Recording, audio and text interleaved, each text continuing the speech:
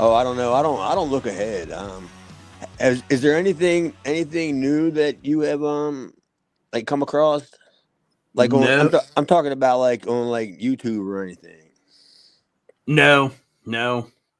I bet. I bet. Let me see. Because it seems like WWE is getting ready for whatever might happen after Peacock. Because if you notice, they created a WCW channel now. On YouTube, right? Yeah, and I bet they'll create an ECW channel too. Because they're gonna that vault stuff. They're gonna want to put it somewhere, even if one of the streaming services doesn't want it. Well, we'll use that as a barometer of what anybody's watching on Peacock.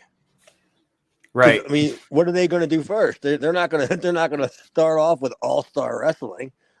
You know what I mean? Like nobody's Yeah. going to fucking even know about that. But if you can't find you know, old Raws or whatever they're putting up there, you're going to have to go to whatever Peacock. But Mm-hmm. I don't know, dude. This is starting to get it's starting to get kind of borderline ridiculous. And it's also starting to get borderline ridiculous as far as me having to keep up with what channel wrestling's on any But given. Aaron and I were talking about that one time. Like, it's like by next year, come 2026, when the Peacock deal's over, if WWE doesn't re-sign with them, the library is going to be spread over like 5 different Yeah, services. and it's just like when you started getting VHS tapes from somebody that already had it, from somebody that already had it, from somebody that already had it. Yeah, you know what I mean? It's going to be fewer and far between because they don't have any interest in. It just blows my mind when I hear people that say that they worked at the WWE network and just nobody's watching the old stuff. Are you who? Nobody's watching the new stuff. Is what I can't. I've never watched one thing like on there from any time recently. Like any time, and I'll give you 15 years of it. Yeah, yeah. Well, that's what I was going to say. I don't. I watch WWE every week. I watch Raw. I watch SmackDown. I can't say that I watch NXT all the time, but I watch Raw. I watch SmackDown. And I watch the PLEs.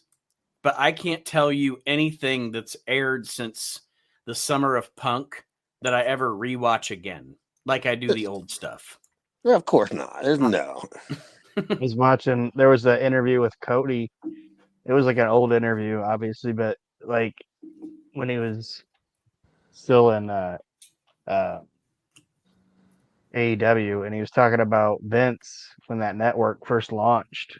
Like he walked in a locker room, and there were all these different guys in there. I can't remember every name that he said, but Vince was like, you know, hey, Roman, what are you watching on the network? And he was like, oh, I'm watching old um, WCCW, and he's like, oh, hey, Did Vince even so know and what so that meant? rest. He's like, WCCW. hey, so and so wrestler, what are you watching? And he's like, oh, I'm watching like, um, old the old AWA, just going like asking all these guys, and it's like, hey Cody, what are you watching? And he's like, oh, I'm watching old Mid South wrestling, and Vince McMahon's like, Jesus Christ, I spent so and such amount of money on this network, and all you guys are doing is watching the old shit, and just walked right out. I don't even know what to say about that. That pretty much just says it all. And you I mean, wonder why. it says a lot for, and it's probably our age range, but it says a lot for me that I can probably recite to you. I'm just going to use these as an example, but I can probably recite to you from opening match to main event, each card from WrestleMania 1 to WrestleMania maybe 14, 14? 15, God maybe. damn. I thought you were going to say like 4. I mean, that's what I thought you were going to be like. Okay, because the top 3 WrestleManias, there was only like one match at each show. You know what I mean? So I was going to give you a little leeway as far as what you could remember, but But man, yeah, I mean, just not, and I'm not knocking the modern shit. Like those, I'm not knocking the stadium WrestleManias. There have been some really good stadium WrestleManias, but they aren't shows that I can tell you. I don't remember. I mean, it's all a blur, especially as you get into like the 30s. of WrestleMania, like Yeah. the Lesnar Roman, Roman Reigns era, and all that shit. I don't know. I could probably give you more than that, but I could probably say I'd get up to like 22. Oh, You know, but dude, I can't even give you two. I can give you one. Okay, I can give you WrestleMania 1. And I was thinking about it today, honestly. Like I was doing my shit here where I was doing, and I was walking around and I was thinking about. I'm listening to an old podcast of somebody, and they're doing like wrestling history, and I'm thinking like, man, for somebody as smart as I am, that I think that I am, because as long as I've been watching it, and you know what I've seen, and you know what I mean, and being in it. I'm like, dude, I'm pretty fucking stupid. Like when it comes to like just certain general like history, like I don't know, I didn't know about this. You know, I'm just like, I can't believe how much. What I'm saying, I can't believe how much I didn't know. But some of those guys too, though, that you're listening to may or may not be kayfabing you. They might do hours of research before they do the show. You know what I mean? They might not actually know that shit off the cuff. I don't think some of them probably don't just sit down and just start bullshitting like we do. I'm sure most. Oh no! We're totally unprofessional here. These people like probably sit down and do their work like they're real, journalists or whatever. Well, that's why I take them for credibility. You know what I mean? Yeah. Like when I hear stuff that I've been listening to a guy on a podcast on specifically anything that John McAdams touches. Yeah. But you listen to a Steve Gennarelli or whatever the other guy's name is on there all the time. And I'm like, dude, these guys know their shit, man. and I'm thinking like, dude, if you would have just asked me any jobber that was on my TV at 11 o'clock on Saturday morning on All Stars, I can get a whole list of them. But I probably couldn't name 3 stars. I just know the job guys. Yeah, McAdam definitely has one of the best wrestling puck, and it's embarrassing to me too. It's one of the show. It's one of the shows that I listen to on a week. There's a lot of podcasts that I might have I'm subscribed to, but if I look at it, I'll see what they're going to discuss and decide whether or not I'm actually going to listen to it. McAdam's show I listen to every week. I don't care. I'll put John McAdam over right here on the podcast. He has a great show. Stick to Wrestling if you ever want to check it out. Yeah, he's got a great show. It gets way more listeners than we do, and I'm not going to say that it's better than our show because we do a completely different show. Yeah, that's what I say. It's a totally different animal. But I mean, for what I'm getting out of it, I'm like, dude, I'm learning something. And listen to this shit, man. I mean, like this is all right, dude. And it pisses me off is when they go to that stupid idiot Lou Kippelman for the sign off. I'm like, and he makes the point though. I will give John this. He makes a point when the hour's up. Yeah. He lets you know this show's coming to an end in about 3 minutes. So at least you ain't got he just cuts off. You know what I'm saying? But what a tremendous show, man. I'd love to segue that add into this show because I got all kinds of mixed feelings about this show, and I really can't wait to hear what Aaron has to say. Well, let's get into it. This week on Reliving the Extreme, talking about the episode of ECW from, and I think this might become a problem. Not a problem. It doesn't fucking matter. It's 30-something years ago. But on the WWE Network, much like last week, the show is actually dated on the network or Peacock 2 days earlier than it actually aired. On Peacock, it says 1/14/97. It actually aired on January 16th, 1997. ECW Hardcore TV. We open up with Tommy Rich versus Ricky Morton. Yeah, Richard Morton from the York Foundation. Tommy Rich and Ricky Morton. Joey Styles throws in, and no, ladies and gentlemen, you are not watching the American Wrestling Federation. I like that line at the beginning. Well, is this the beginning? Is this the beginning? Oh, I'm sorry. It's not Rich versus Morton. It's Rich and Morton versus the Gangsters. Anyway, I was about to correct you, but I was going to let Chad speak first. Was this Rich's one of his first nights in? I don't. Do you either of you even remember seeing him before? Oh yeah, that's the only reason why I'm asking is because I wonder if this was the night that the night before would have been like his first night in because we were in like I think in some Massachusetts or something like that, and me and Axel and Jeff were driving him, picked him up and we're driving him. And that was the night that he walks into like the little Circle K or whatever the stupid convenience store is, and he's yelling about who's got any fucking crack for the wildfire. Somebody say something about getting fired up. Dude, he was looking, man. We were like he wanted to get some bear. So we pulled into the convenience store and he walks in there and he literally was just like, anybody got any crack for the wildfire? Me and Aaron got to have a cigarette with him one time outside an armory here. In One of yours, I'm sure. You ain't fucking shitting, buddy. He wasn't smoking his shit. Fuck. But I understand. I understand why Tommy was there. You know, Paul's always had a soft spot for him, that kind of thing. And let's be honest, Ricky Morton wasn't sticking around probably because he had to go to jail anyway. So he wasn't going to be there every single week and stuff like that. So it was good for what it was. Mm-hmm.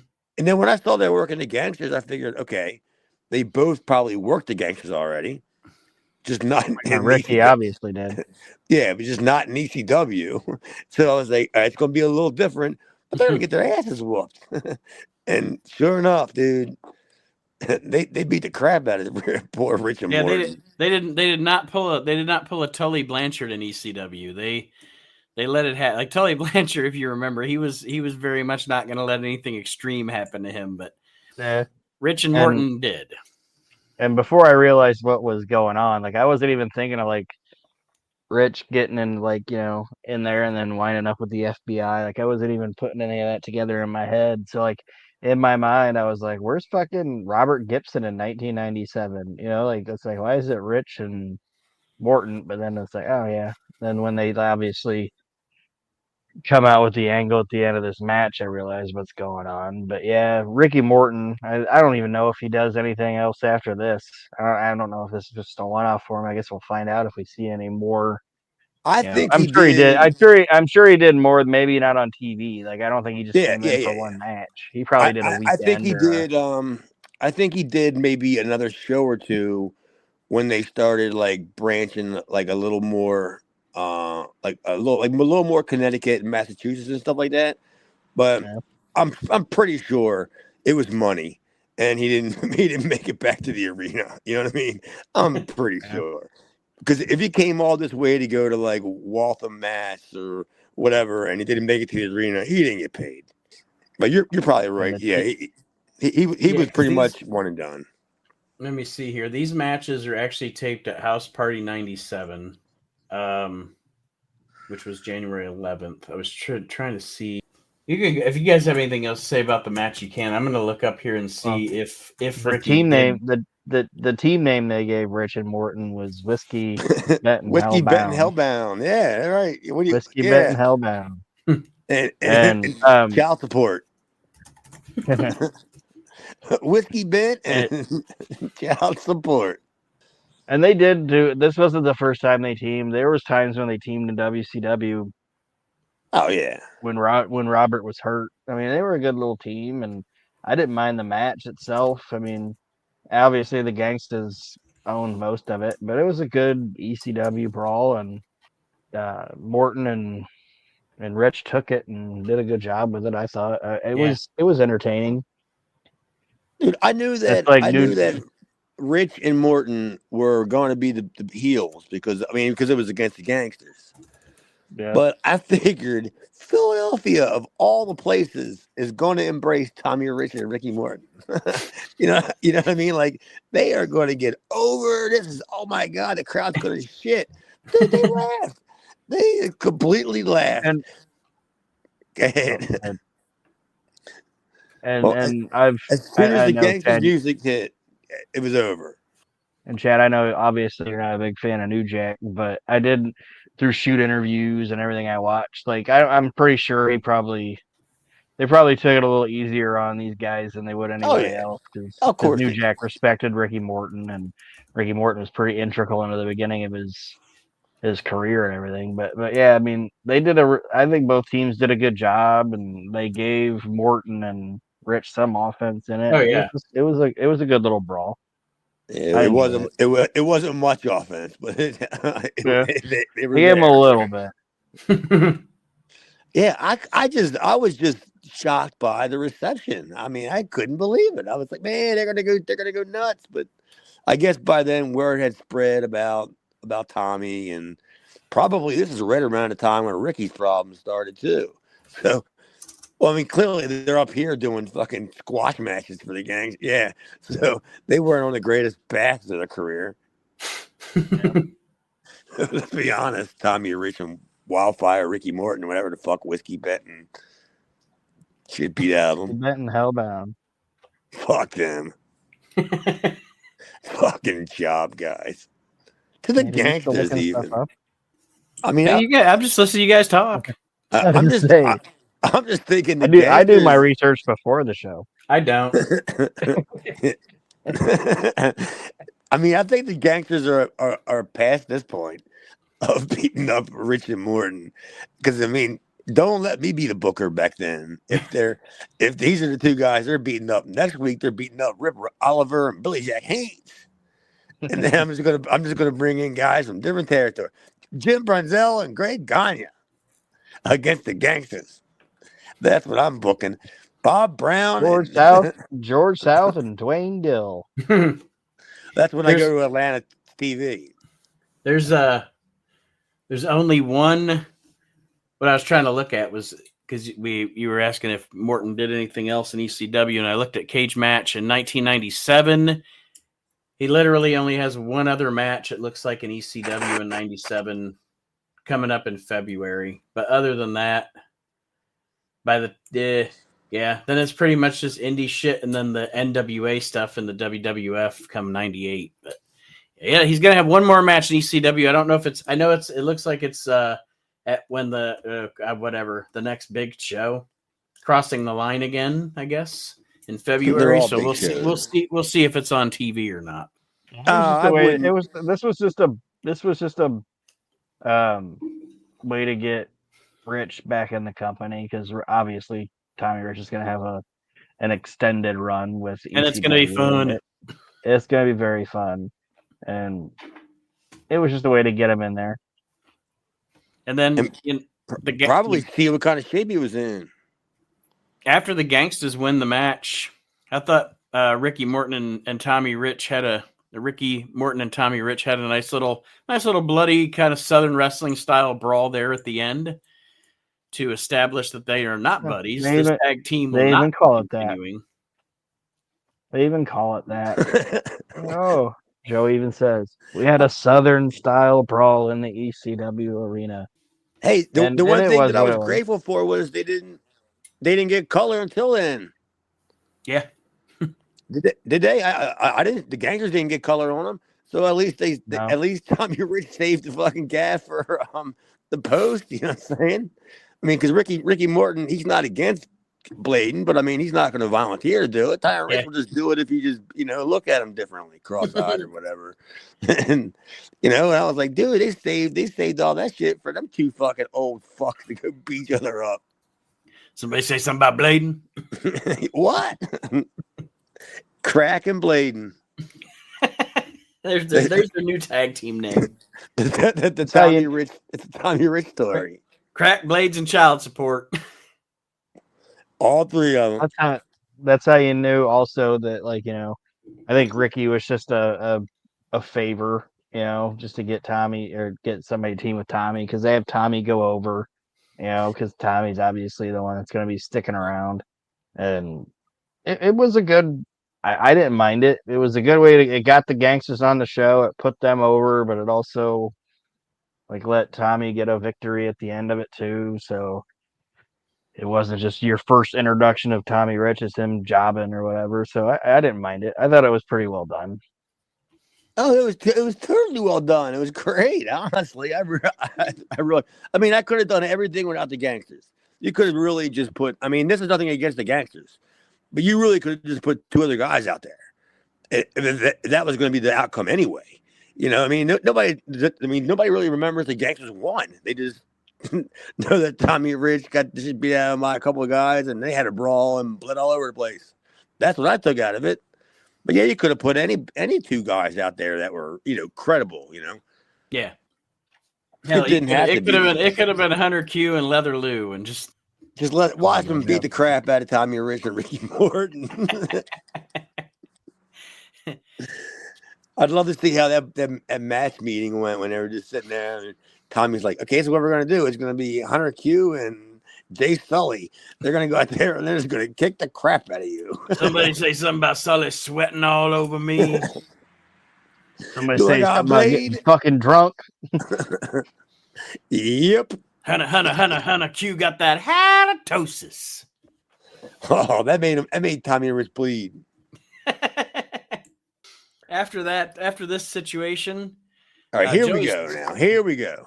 Joey Styles discusses Taz and his shoulder injury and not disclosing his shoulder injury, or does Taz have a shoulder injury? And they've sent an ECW crew to visit Taz's dojo. And I wrote down via satellite, even though it's like across the street. Via satellite, via camcorder. And I wrote down here, a gentleman that I affectionately named Red Pants tells them to buzz off. No, he says, actually, get out of here. Yeah. But he's Red Pants. That's his name. He says it. By the way. He says it 27 times. Like my name. That's why in my notes it's like, some guy answers the door, and I'm not a detective, but I think he wants us to get out of here.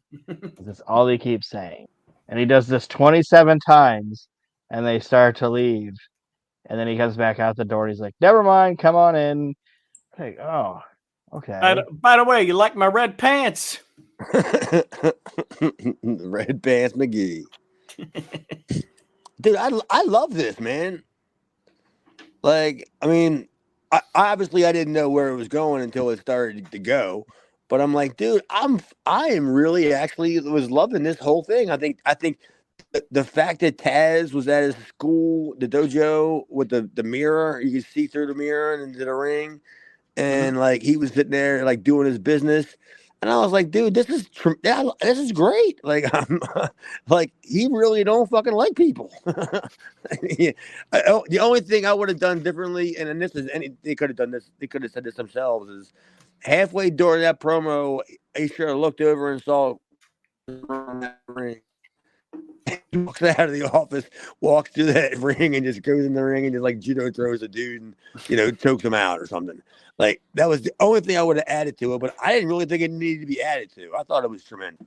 I enjoyed it, and I liked the fact that, like, Joey asked him why he's not wrestling, and he says, like, he points out, it's like, Sabu's not wrestling. Why am I the asshole or the pussy because I'm not working? Like, if that guy's not going to work, he's the only guy I want to wrestle, so if he's not going to work, I'm not going to work. You know what I mean? And why am I the prick because I'm not doing it, but you guys are putting all this praise on Sabu, who's doing the same fucking thing. He said Rob Van Dam too, right? Didn't he? Yeah, well, yeah, they get to that because they ask him if Rob Van Dam injured him, and he won't put over that Rob Van Dam injured him. He said it was a reoccurring injury, and Rob just aggravated it. Like, his character won't. Yeah, he's like, listen, Joey, my shoulder. Of course, my shoulder's injured. My shoulder's been injured since 1994. It's like, I got fucked up before I met Rob Van Dam.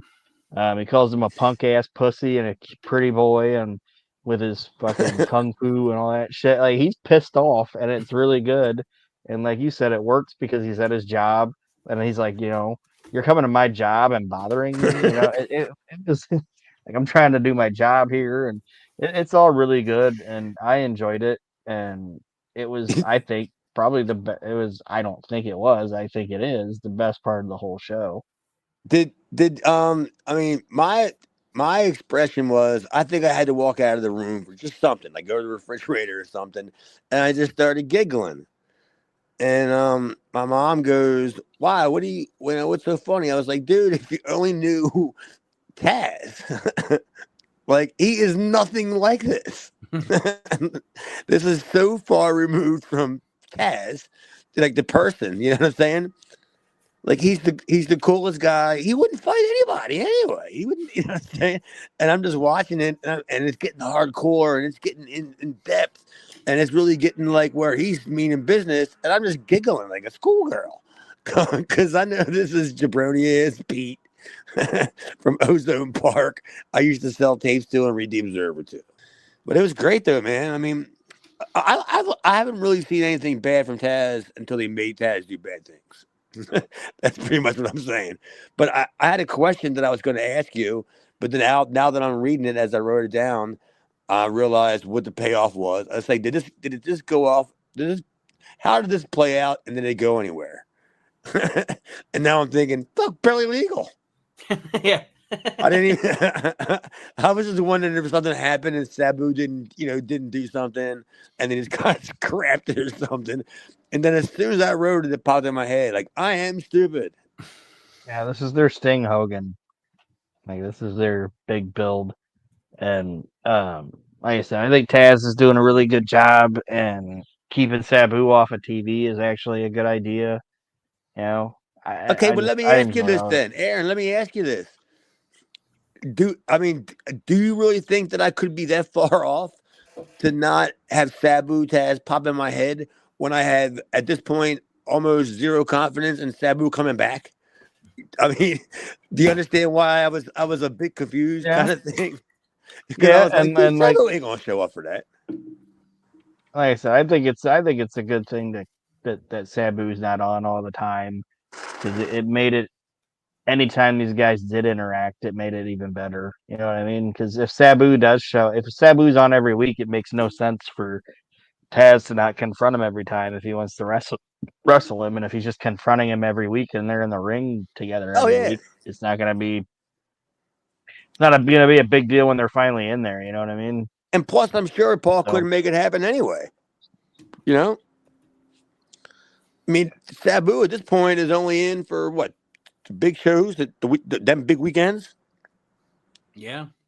He's still doing Sabu shit against Japan and stuff. So yeah, you're right. It was probably best. It was, but to keep his name out there though, don't not say him. yeah, You know what I'm saying? But the Taz injury is it's killing me too, man. That's starting to be like my Bubba or the Dudley car driving around thing. Like Taz selling this injury, like nah, dude. And realistically, motherfucker don't want to work. Just he ain't trying to work if he don't have to. He's saving it for Sabu versus Taz. So I'm just like, if this was the angle Paul came up with, Taz will ride that bitch out. Yeah. Yeah. Well, and it's not the same thing, but it's the same principle as, Bob Orton with the cast. I know Bob Orton milked the injury with the cast so he could use the cast to cheat. But like you said, Taz is milking the shoulder injury so he doesn't have to work. Yeah, he worked it. He milked that injury all the way into a commentator's job on like SmackDown and TNA and MLW, AEW. Yeah, that shoulder, man. I don't know why he just didn't adapt the whole and just go with it and put on the Bobby Heenan neck brace. Yeah, dude, you can't hate on a guy like that, dude.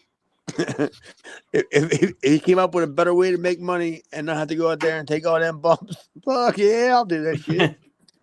Taz is all right in my book. But after this segment, which like the gentleman here said, that was a really good segment with Taz. Much more. Once again, getting over a Taz versus Sabu match where only one principal is actually present. Can you guys even remember the last time we saw Sabu?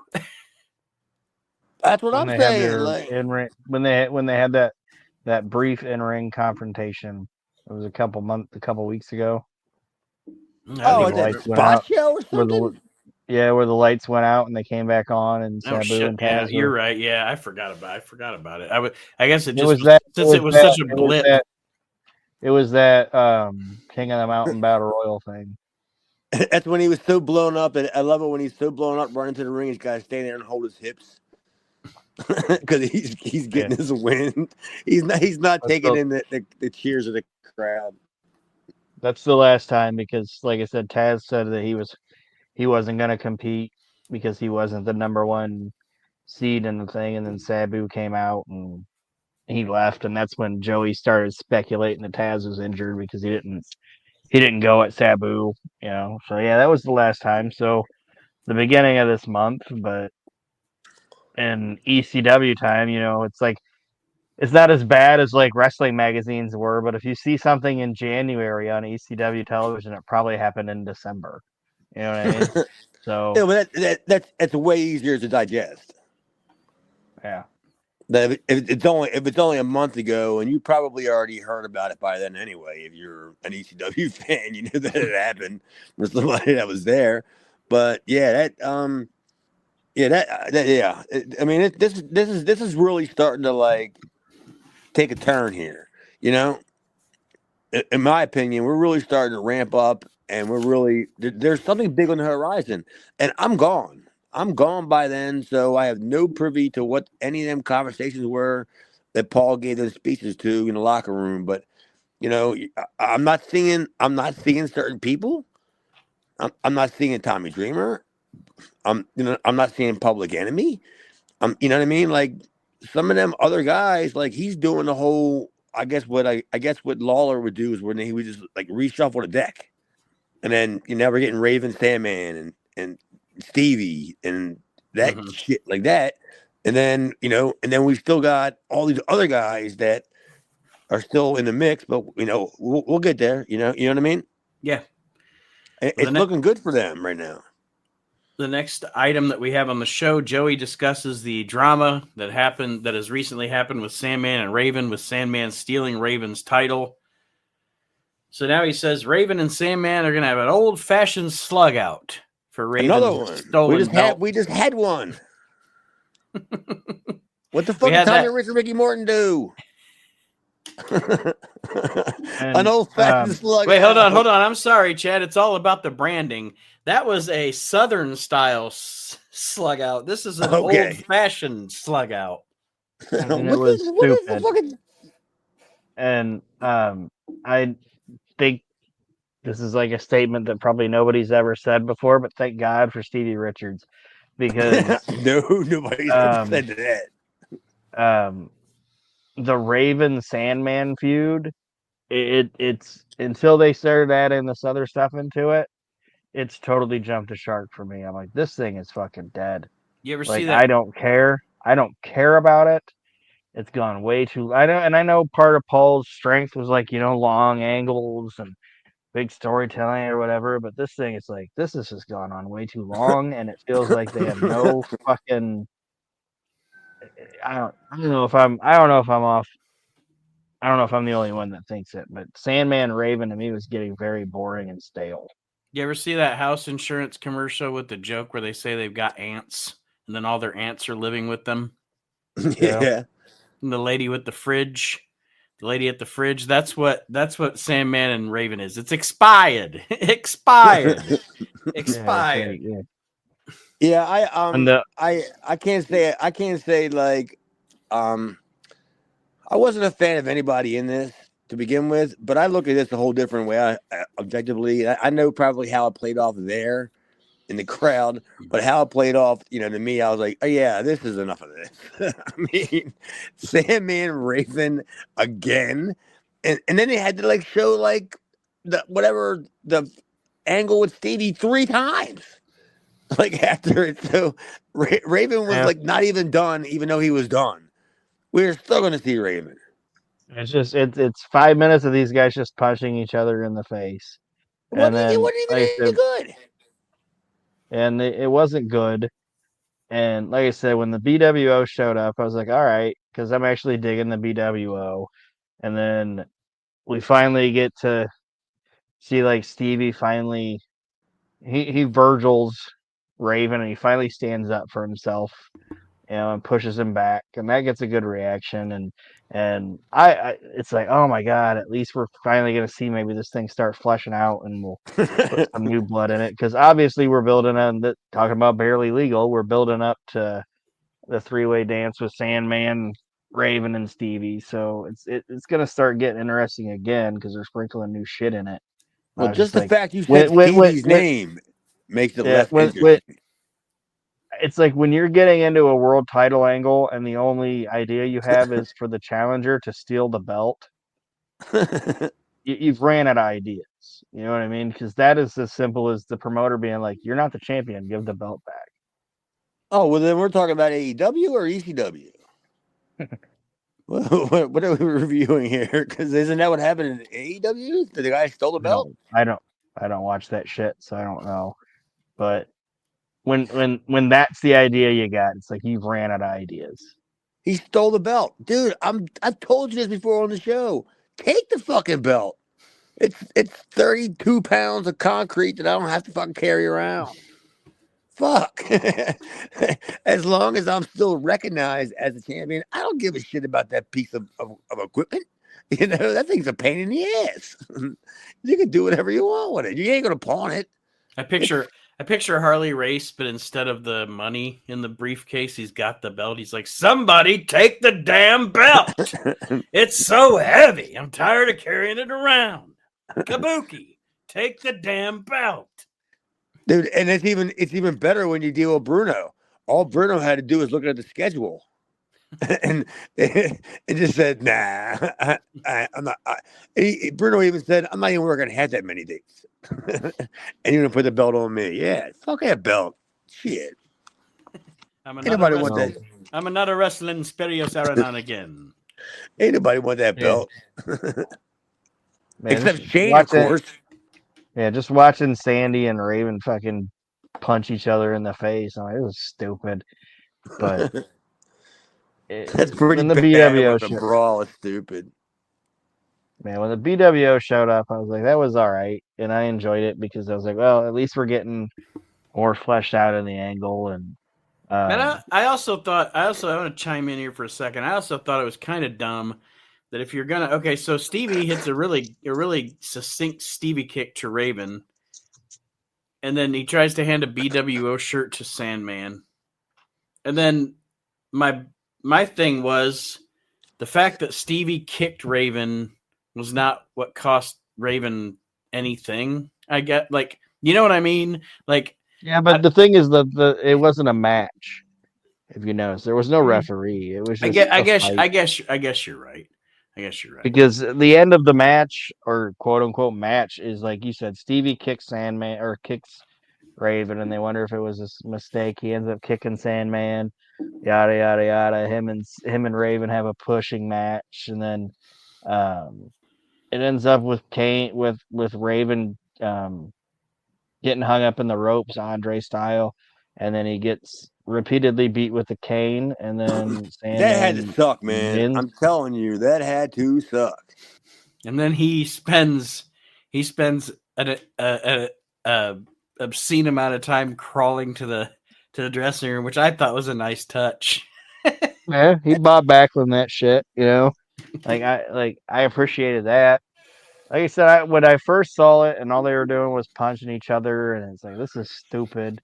But it amped up when the BWO showed up, and they've slipped Stevie's character in there now of where he's at, and he's finally becoming his own man. And like you said, Sandman beat the shit out of him, and then he crawled out of the ring. Like this started out really bad, but kind of redeemed itself towards the end. But if I wouldn't have seen the BWO angle in this, I would have been like, oh my god. I didn't think it could be worse than their fucking brawl last week around that fucking whatever that building was. It was like, Jesus Christ, but this is like worse. They're just punching each other. They had a better Scotty fight at nothing. They had a better fight at the Catholic Youth Center. They probably had a better fight at Denny's. Probably later on that night, or probably down in the hotel lobby. They probably had a better fight than that. Oh my God. I'm just like, dude, I know Raven's lazy. I'll give him that. He's a lazy dude. And Sandman at this point, he doesn't really know any better.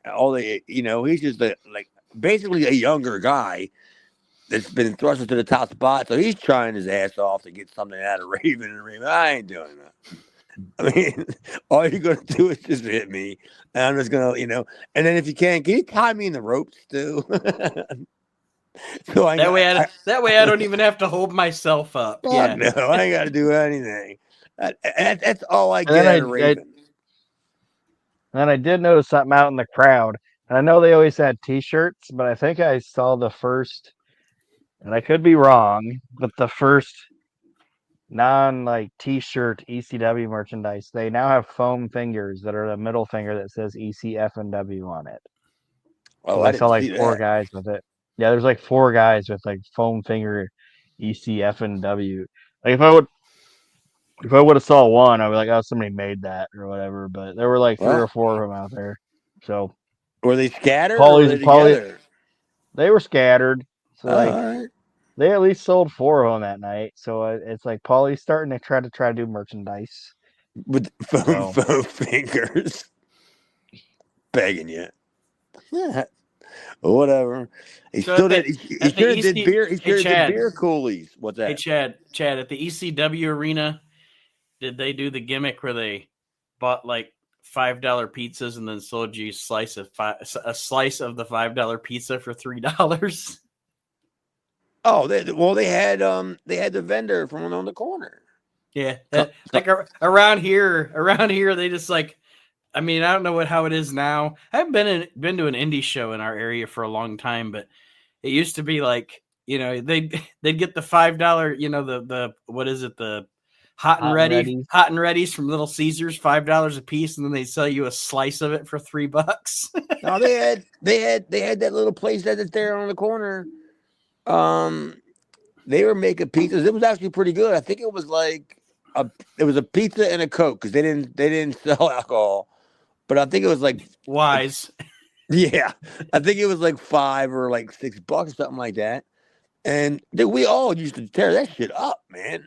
like after because they would try to break down before. Well, they got smart after a while, and they started breaking down before the show was over. Because they knew that after they already dealt with all the rubes that were in the building, they still got a bunch like 30 or 40 guys that are in the locker room that aren't getting paid. That are hungry as shit. So yeah, but it was good ass pizza, man. South Philly pizza. But they had their own vendor. It was right around the corner, like right there. Like there was a lot that went on in that corner that nobody knows about. Besides the ECW arena, it's like Janice Rossi walking to the dress shop. That's what that neighborhood looked like there. She's just like, and Robert De Niro's going, no, it's over there. It's over there. That's the arena. Well, then after this, of course, we have to recap what we just watched. And Joey Styles gives us the intrigue of, is the Sandman the latest member of the BWO? Obviously not. Then we get Joel Gertner with the shaky cam. He introduces himself as his own guest, and he says he is his best dressed guest. Joel, it's going into a commercial. So he said, up next, I'm going to have my next guest who has the best chest in the business.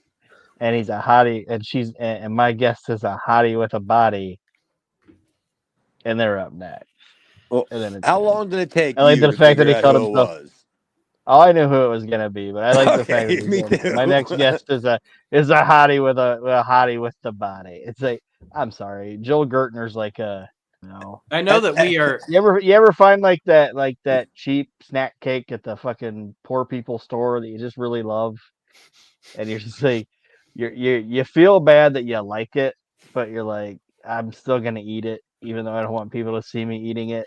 Yeah. Like one of those Mr. Freshly, like one I of was those gonna Mr. say, yeah, Freshly snack cakes. I really enjoy the Twonkies. Yeah. Like I like a Mr. Zeebros. I like a Mr. Freshly pound cake, and they're like $1 for like 10 of them, but I still really like them. I don't want anybody to see me eating them because I'm not they weren't poor, even honey glazed when they put them in the bag. It has been in the bag so long. Like, all of a sudden, like Joel Gertner is like, for me, is like a Mr. Freshly pound cake. I don't want people to see me enjoying it, but I really, really like it. Like that dude's the shit. And I enjoy him. To put it in the same perspective, yeah. He comes on and I write his name down. I'm like, all right, I can't wait to hear this. And my mom could be in the other room cleaning the kitchen. And she's like, I hate that guy. And I'm like, Fucking Mom, makes you me ain't laugh gotta every time. come out here and see him. Look at him. He's It got just his makes me little laugh bow every tie time. and his yeah, dude. Like, how do you're cleaning the kitchen and you're telling me you hate this guy? He's the best. And God. I think he, out of all the people that ever did it, I think he sells like smarmy, like a little smarmy little fucking piece of shit better than anybody else, I think. Well, in that position, he's clearly the best. That's the position he Yeah. just created.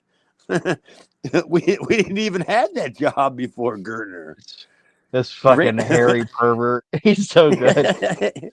Snack cake eating motherfucker. And I know I've said it before, and I might be off base, but I always think like in the earlier days, like I know as we go on, he gets much more plump. But in these earlier days where he's still, I mean, he's still like you said, Aaron, he's a gross looking pervert, but he's a little more slim than he is later on. Every time Oh, I he's see not him, slim. okay, slimmer. Or every Okay. time I see him, I think it's like I call him Sleazy Bobby Davis. I don't know why. He just reminds me of Bobby And Davis. and the more you watch him, um, we're gonna, when we get to like 2001 or whatever, like he did like a reverse DDP, and I know he's not a wrestler, but like like DDP had like every gimmick known to man when he was like starting out his career, like the hat, the jacket, the cigar, this, that, Right, and everything. Joel did it like in reverse, and by the time we get to like 2001, he's got like a leopard jacket with a big fuzzy collar and his neck brace, and there's a bow tie on the neck right. brace, and he's got a like a cover bun, and it's like he just keeps adding shit to himself, and it just gets more and more awesome. He's I'm gonna I'm You gotta excited. up the ridiculous ante. he's Yes. gonna add a parking ticket stapled to it. or something, a receipt, Walmart thing or something stapled to it. Fuck, dude. I mean, again, like this is Paul. Joe Gertner is Paul, and that's Paul being Paul through this fucking fat fucking pervert. In the next segment, we find out how bad Todd Gordon is actually at his job. Joey Styles is talking about the show. Raven comes in, tells Joey to tell the Sandman to bring his belt. Todd Gordon comes in the scene, and Raven tells the commissioner, tell Sandman to give me my belt back. And the commissioner of the company says, well, go take it. Like, you're the commissioner. You're supposed to be enforcing the fucking rules, asshole. You should actually be telling Sandman to give the belt back. Yeah. You guys are the heels. Lazy booking. Yeah. Why? You figure it's Todd's? Well, everybody knows it's Todd's company. The majority do, whatever. He's the booker, the commissioner, whatever they call him. But yeah, you fucking tell him what to do. He's coming. Yeah. I don't fucking know. God damn.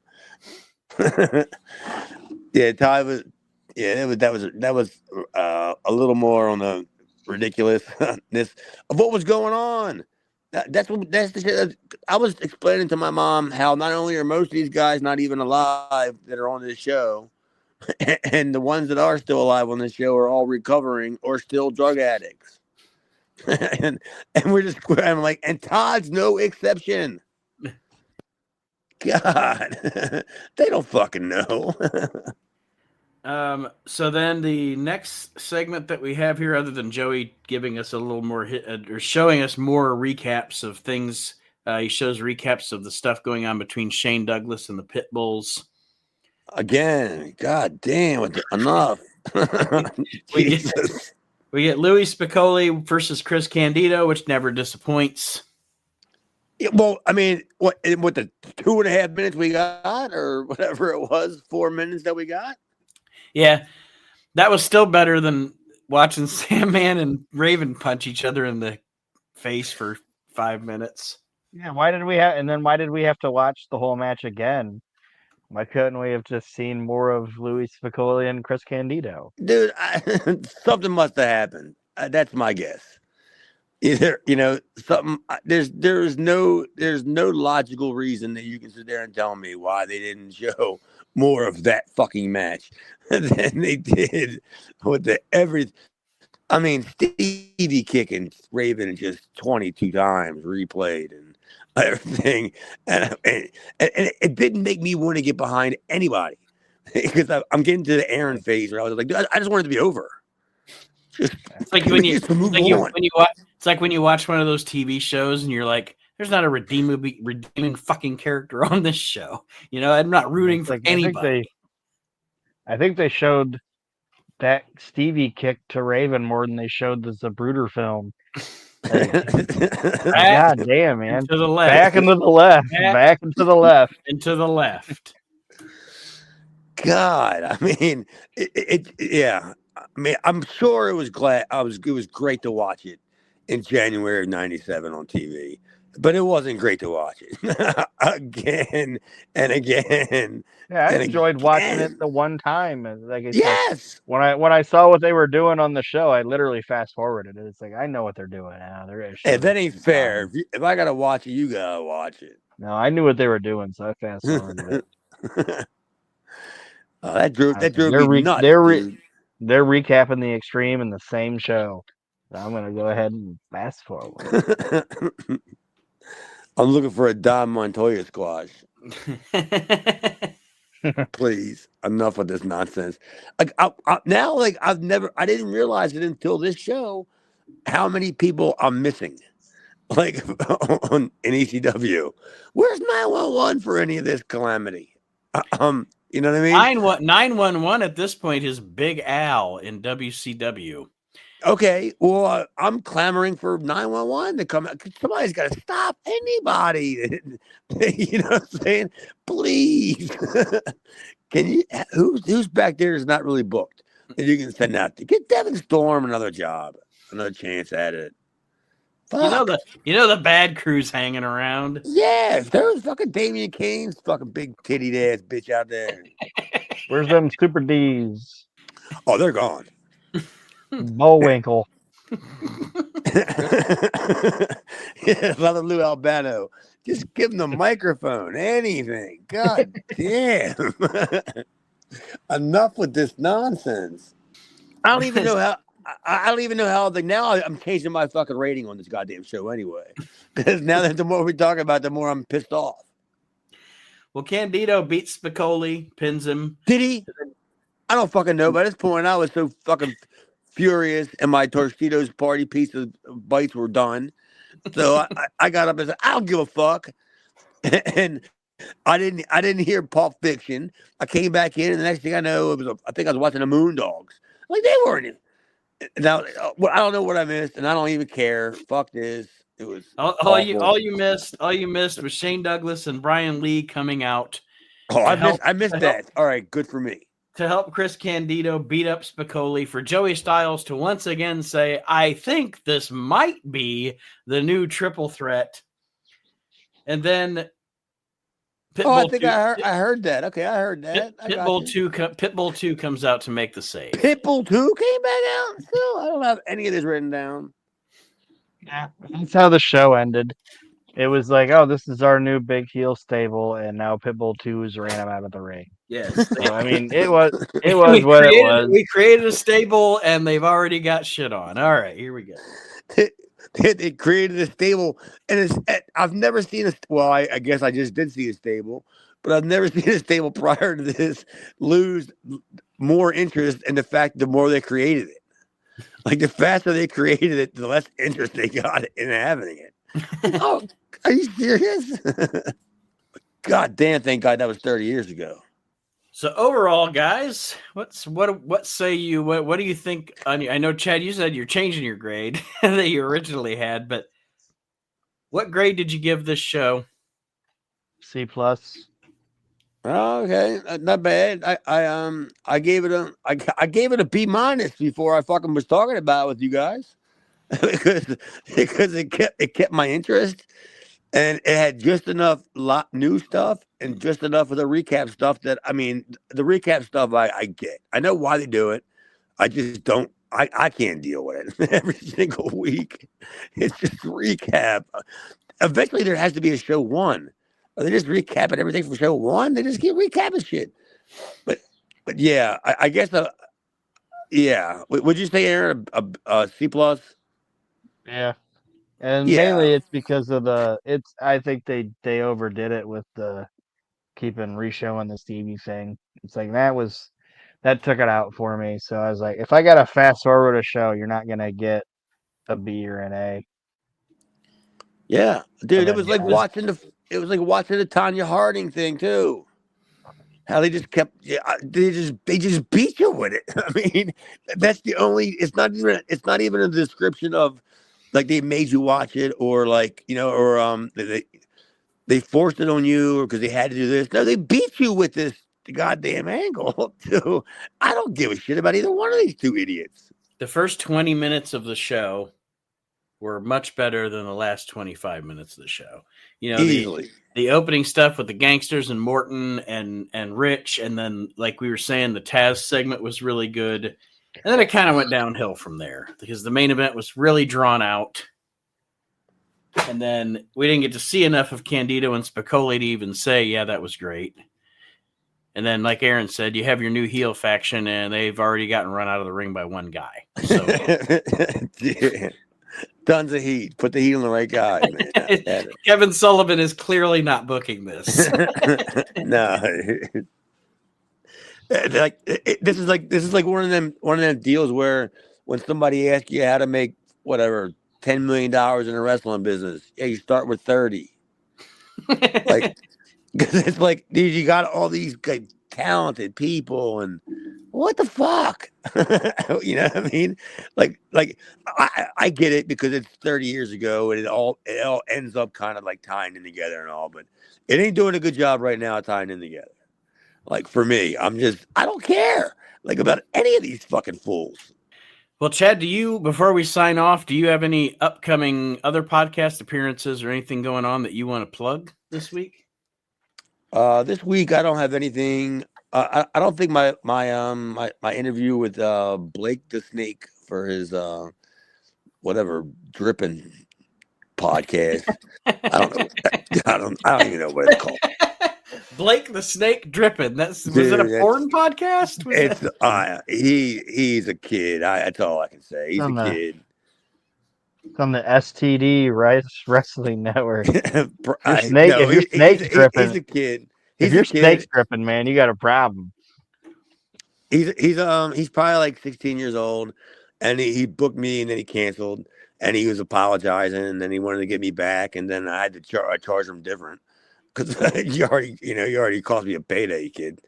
And so yeah, he got me scheduled for that, and I got a new lady friend that I have a date with coming up too. That this should be great because knowing my family, knowing their history, they're not going to like the looks of this one. No, they're not. she's really tan. That's the only definition that I'm giving my family is that she's really super tan, Mom. But other than that, I ain't got shit going on. Aaron, any parting words for our listeners this week? Just thanks for listening. Next week, I'm not gonna say anything, but we're gonna get a big debut next week, so we might have some stuff to talk about on that. So yeah. I think next week's gonna be a much better show. Yeah, not only we're talking show, about thanks for listening. The ECW show. Hey, not only about the thanks for listening, man. Thanks for listening to all our shows. Like your guys' show is killing it, man. The We Can't Wrestle show, that show is killing it. If you ain't listening to that one, man, you guys are boobs. And that show's all right. We've been killing it. Like, there's a lot of good podcasts to listen to, man. And I appreciate everybody listening. We're getting bigger and better every single week. Yes, we are. Actually, I need to get in and look at the stats. I figured out how to do it. We're still big in Eastern Europe, but I mean, whatever. So is Bo James. Those fucking Norwegians love us. They love us, and they love Bo James, and We also love Bo James, so it all works out. We're right below the Sputnik Monroe podcast. Apparently Norwegians like chunky white hillbillies. But we definitely appreciate everybody listening. Absolutely. And check it out. Check us out on Facebook, the WNR Podcast Network. Check out the YouTube page that has both the We Can't Wrestle podcast and the Reliving the Extreme podcast. If you prefer to listen to your podcast on YouTube, you can check it out, the WNR Podcast Network. And we'll see everybody next week as we continue reliving the extreme. And not to spoil anything, but alluding to what Aaron said, next week we get the most recognizable masked wrestler of all time. We'll see you next week, everybody. That's not Dusty Rhodes. But is he Touche.